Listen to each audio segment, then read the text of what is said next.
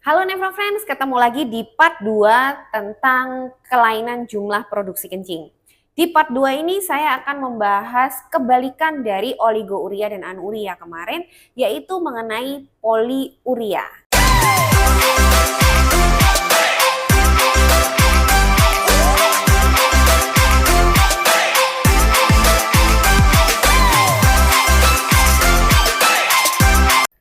Poliuria adalah adanya jumlah produksi kencing tuh yang sangat banyak. Bisa dibilang tuh lebih dari 2 cc per kilogram berat badan per jam. Kita tahu kan normalnya itu antara setengah sampai 1 cc per kilogram berat badan per jam ya. Jadi kalau poliuri ini lebih dari 2 cc. Dan mungkin ya kira-kira ya dalam satu hari itu lebih dari 2,5 sampai 3 liter kencingnya. Ada 3 penyebab tersering poliuria. Yang pertama adalah kondisi penyakit yang disebut diabetes insipidus. Jadi diabetes insipidus ini bukan diabetes yang gula darah tinggi itu ya, beda. Jadi diabetes insipidus ini adalah penyakit di mana terjadi kekurangan atau kurang berfungsinya hormon ADH kita. Jadi hormon ADH itu adalah antidiuretik hormon atau hormon vasopresin nama lainnya. Ini adalah hormon yang dihasilkan oleh kelenjar hipofisis dari manusia. Jadi kelenjar hipofisis itu adalah kelenjar yang ada di otak ya.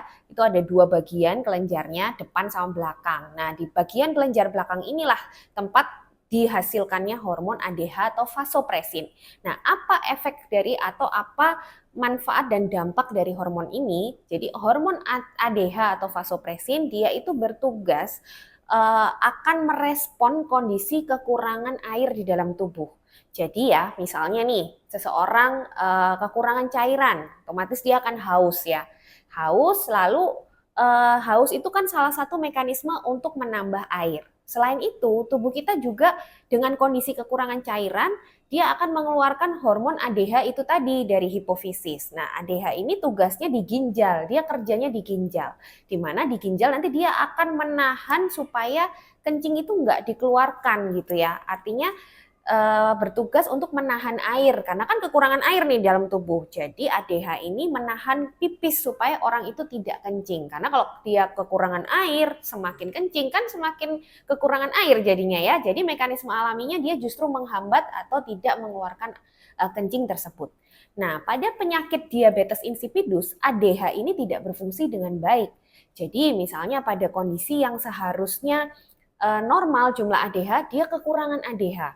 Jadi dia tidak bisa merespon kondisi kekurangan air itu. Jadi mau kekurangan air atau enggak, kalau ADH-nya berkurang, dia akan kencing terus ya. Karena ini kan dia sifatnya menahan kencing gitu ya hormon ini. Jadi kalau ADH-nya kurang, maka kencing itu akan dikeluarkan terus bisa jadi sangat banyak. Itu kalau kekurangan ADH biasanya terjadi karena ada masalah di otak. Misalnya ada stroke di otak, habis kecelakaan, atau ada tumor di hipofisis, itu bisa mengganggu akhirnya ADH yang dihasilkan jadi berkurang. Lalu selain itu ada juga kondisi di mana ADH-nya tuh normal aja tapi respon di ginjalnya yang terganggu. Jadi reseptor ya kita bilangnya, jadi penerima hormon ADH di ginjal itu tidak berfungsi dengan baik.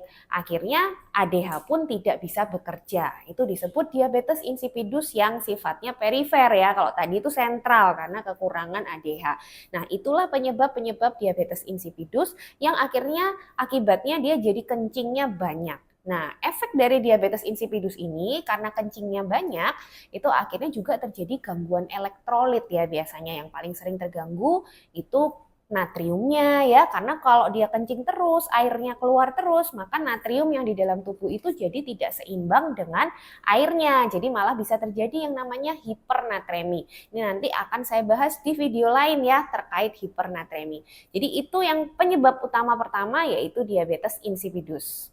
Penyebab yang kedua terbanyak, ini penyebab yang sering ya, yaitu terjadi gula darah yang tinggi di dalam darah atau diabetes mellitus nih yang sekarang ya. Pokoknya kalau ada gula darah yang cukup tinggi di dalam darah, itu akhirnya nanti pada waktu disaring di kencing gitu ya, gula-gula itu ikut keluar ke kencing karena kan ada batas filtrasi ya atau batas penyaringan gula. Jadi kalau melebihi batas itu di mana kadar gula dalam darah itu tinggi, maka gula itu akan lolos tuh masuk ke dalam kencing. Makanya pada orang-orang dengan diabetes yang belum terkendali, yang gula darahnya tinggi, itu kadang kalau diperiksa kencing juga terdeteksi gula di situ.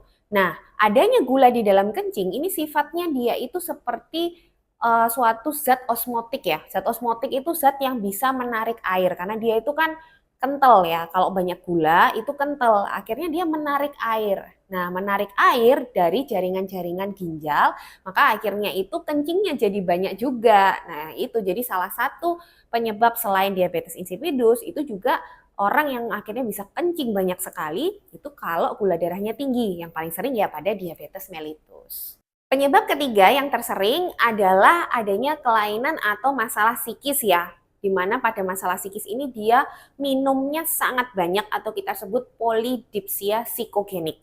Jadi orang ini mungkin karena ada masalah psikis, caranya dia pelariannya itu dia minum air putih yang sangat banyak. Akhirnya karena minumnya sangat banyak, tidak mengikuti sensor tubuh ya, tidak mengikuti rasa haus dan lain-lain.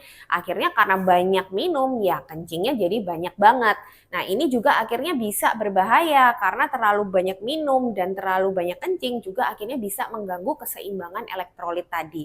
Tapi ini tentunya penyebab yang harus disingkirkan yang kedua tadi ya, karena ini kan penyebab psikis. Jadi untuk memastikan dia ini memang betul penyebab psikis, kita harus menyingkirkan dulu penyebab-penyebab yang pasti ada penyakitnya seperti tadi diabetes insipidus atau diabetes mellitus. Baru kalau itu nggak ada, kita bisa pikirkan ini adalah suatu kondisi psikis gitu.